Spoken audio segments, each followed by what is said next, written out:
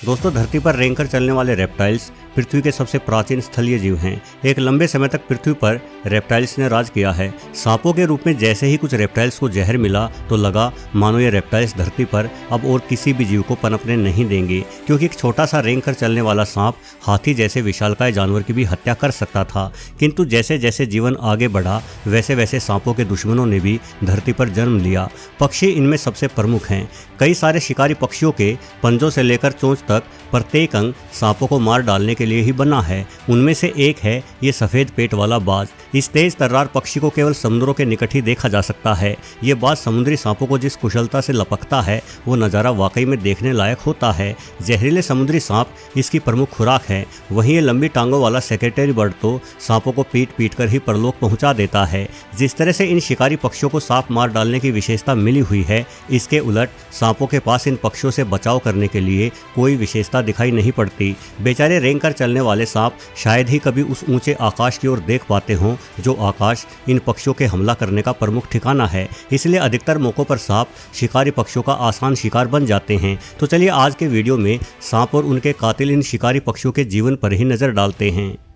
दोस्तों, दुनिया भर में सरपेंट ईगल्स की 6 प्रजातियां पाई जाती हैं। सरपेंट ईगल उन बाजों को कहा जाता है जो बाज अपने भोजन के लिए मुख्य तौर पर सांपों पर ही निर्भर होते हैं। अधिकांश सरपेंट बाज या कहिए सांप मारू बाज अफ्रीका के सूखे इलाके में रहते हैं। हालांकि इनमें से कुछ यूरोप और एशिया में भी मौजूद हैं। सांपों को खोज पाने के लिए सबसे अधिक आवश्यकता तेज नज़र की होती है, क्योंकि सांप जमीन से चिपक कर चलते हैं, इसलिए इन्हें छोटी घास में भी देख पाना कठिन होता है। दूसरा, सांप अपने आसपास के माहौल में पूरी तरह से घुल भी जाते हैं, किंतु फिर भी किसी बाज की तेज नज़र इन्हें खोज ही लेती है। इस सांप को यूरोपियन क्लाइंबिंग स्नेक के नाम से जाना जाता है, क्योंकि ये न सिर्फ पेड़ों पर बल्कि ऊंची चट्टानों पर भी चढ़ने में माहिर है। सूखी घास जैसे रंग वाले सांप को इस तरह की घास में खोज पाना बड़ा ही मुश्किल है, किंतु कहीं पर एक जोड़ी तेज आंखें इस सांप को देख रही है, और वो आंखें हैं यूरोप में पाए जाने वाले शॉर्ट टो ईगल नामक इस बाज की। शॉर्ट टो ईगल पृथ्वी के सबसे ताकतवर बाजों में से एक माना जाता है। वहीं क्लाइंबिंग स्नेक भी करीब 5 फीट लंबा सांप है,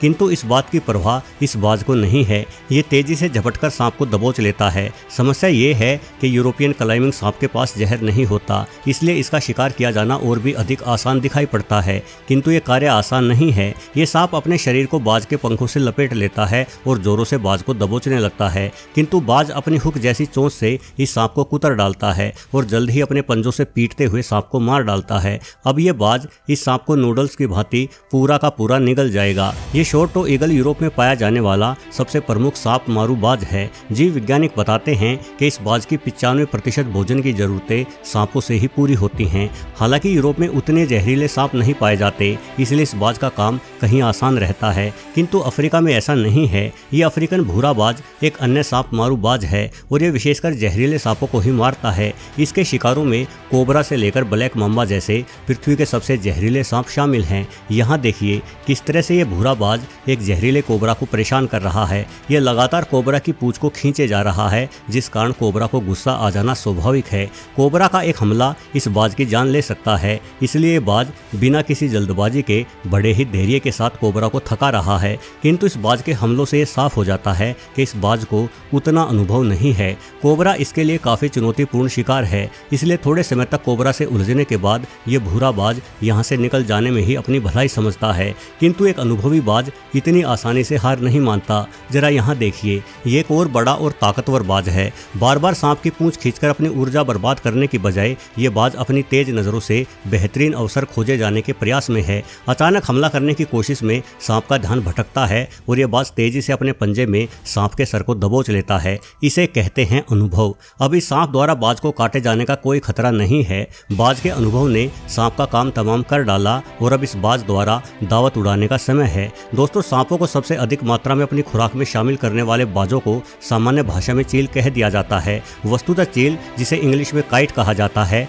बाजों का ही एक स्वरूप है। आमतौर पर ऐसे बाज जिनकी पूंछ वी आकृति की होती है और जो आकार में थोड़े छोटे भी होते हैं को काइट अथवा चील समझा जाता है, किंतु अलग अलग स्थानों पर बाज और चील की परिभाषा अलग अलग दर्शाई गई प्रतीत होती है। कहीं सांप खाने वाले बाजों को तो कहीं चूहे जैसे छोटे शिकार करने वाले बाजों को चील समझा जाता है। वैसे सांपों को खाने के शौकीन ये बाज अपने पैदाइशी समय से ही सांप को भोजन के रूप में देखते हैं। यहाँ देखिए किस तरह से घोंसलों में इन छोटे बाजों को इनके माता पिता सांप परोस रहे हैं। बड़े होने के बाद ये बाज चूजे भी अपने माता पिता की भांति खुद ही बाजों का शिकार किया करेंगे। वैसे भले ही ये बाज आसानी से सांपों को मार डाले, परंतु इनके घोंसलों में बाजों और उनके चूजों के लिए रात्रि के समय एक बहुत बड़ा खतरा प्रकट हो जाता है। असल में सांप मारू बाजों को उल्लू अपना सबसे बड़ा दुश्मन समझता आया है, क्योंकि उल्लू भी प्रमुख तौर पर सांपों का ही शिकार करता है। ऐसे में उल्लू इन सांपों के शिकारी बाजों को अपने इलाके से खदेड़ देना चाहता है ताकि उसे भोजन की कोई कमी ना हो। लेकिन उल्लू जानता है कि बाज उससे कहीं अधिक शक्तिशाली है, इसलिए बाज पर हमले के लिए उल्लू रात के समय को चुनता है। भले ही बाज की नज़र कितनी ही तेज क्यों ना हो, किंतु ये बेचारे रात्रि के समय देख नहीं पाते। वहीं उल्लू रात्रि के समय साफ साफ देख सकता है। इस बात का लाभ उठाकर ये उल्लू इस बाज पर हमला कर रहा है और बाज समझ ही नहीं पा रहा कि हमला किस ओर से और किसके द्वारा किया जा रहा है। अब एक अदृश्य दुश्मन से भला ये बाज कैसे निपटे, किंतु यदि दिन का वक्त रहा होता तो ये बाज इस उल्लू को तगड़ा सबक सिखा देता। बाजों के बारे में एक मान्यता ये भी है कि बाज एक स्थान से दूसरे स्थान पर यात्रा नहीं करते, क्योंकि बाज इतने माहिर शिकारी हैं कि अपने इलाके में पाए जाने वाले प्रत्येक जीव का शिकार कर सकते हैं, इसलिए इन्हें माइग्रेशन की आवश्यकता नहीं पड़ती।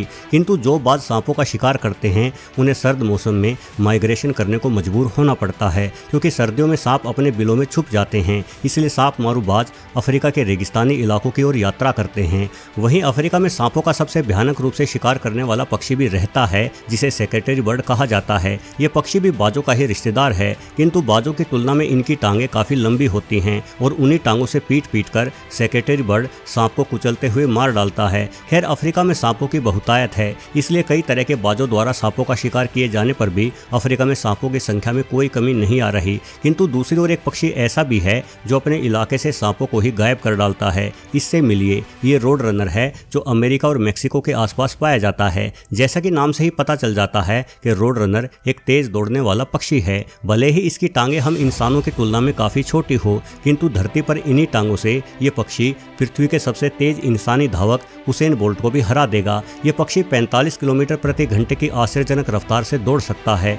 रोड रनर नाम का ये पक्षी अमेरिका के सबसे घातक माने जाने वाले सांप रेटल स्नेक का शिकार करता है। रेटल स्नेक को अमेरिका में सांपों की रानी भी कहा जाता है, किंतु रोड रनर की टांगों के सामने रानी अक्सर बेबस हो जाती है। जैसे ही पेड़ पर बैठे इस रोड रनर को एक रेटल स्नेक दिखाई दिया तो ये तेजी से नीचे उतरा। यदि कोई बाज होता तो बहुत अधिक संभावना थी कि वो बाज आसमान से ही सांप पर हमला करता, किंतु रोड रनर का तरीका जरा अलग है। ये पक्षी जमीन पर दौड़ता हुआ ही सांप के निकट पहुंचता है। अब दो दुश्मन आमने सामने हैं, इन दोनों का एक ही वार सामने वाले दुश्मन को मौत के घाट उतार सकता है। रोड रनर के पास यदि तेजी है तो सांप के पास जहर है। सांप की एक बाइट से रोड रनर का काम तमाम हो सकता है, किंतु तेजी के सामने जहर हार गया। रोड रनर अपनी चोंच से सांप के जबड़े को जकड़ लेता है और बुरी तरह से पत्थरों पर पटक पटक कर बेचारे सांप को मार डालता है। दोस्तों, भले ही प्रकृति ने सांपों को सबसे घातक हथियार यानी जहर प्रदान किया है, किंतु बेचारे सांप जहर होने के बावजूद भी शिकारी पक्षियों के हमले का सामना करने में